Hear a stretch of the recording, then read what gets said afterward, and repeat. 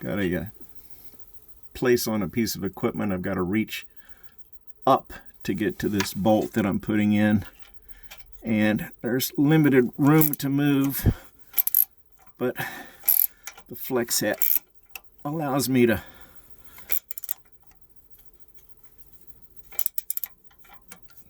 get quite a bit of turn without anything except essentially moving my hand up and down.